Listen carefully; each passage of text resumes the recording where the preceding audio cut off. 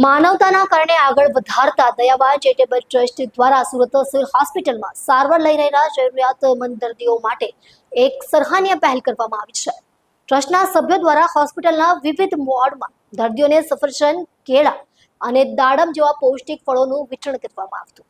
હોસ્પિટલમાં દાખલ ગરીબ અને જરૂરિયાતમંદ દર્દીઓને પોષણયુક્ત આહાર મળી રહે અને તેઓ ઝડપથી સ્વસ્થ થાય તેવા ઉમદા હેતુથી આ વિતરણ કરવામાં આવ્યું હતું. ટ્રસ્ટના કાર્યકર્તાઓએ દર્દીઓ અને તેમના સગા સંબંધીઓ સાથે વાતચીત કરી તેમના ખબર અંતર પૂછ્યા હતા અને તેમને હૂંફ આપી હતી.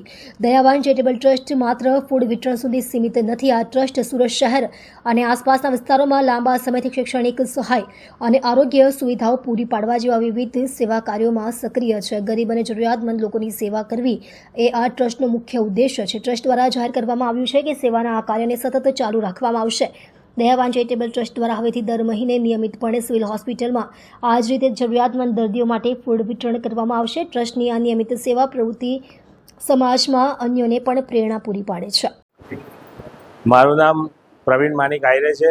દયાવાન ચેરિટેબલ ટ્રસ્ટના માધ્યમથી આજ રોજ જે સિવિલ હોસ્પિટલ છે એમાં બાળકનો વિભાગ છે, એમાં જે આપણા જરૂરતમંદ બાળકો છે એમના માટે ફ્રૂટ વિતરણનું કાર્યક્રમ રાખવામાં આવેલ હતું. અને આ સંસ્થા મહિનાના હર એક રવિવારે આવી જ રીતે ફ્રૂટ વિતરણ કરશે અને શૈક્ષણિક અને આર્થિક રીતે જે પણ બાળકો એ છે એમના માટે અમે કામ કરીશું આગળ પણ.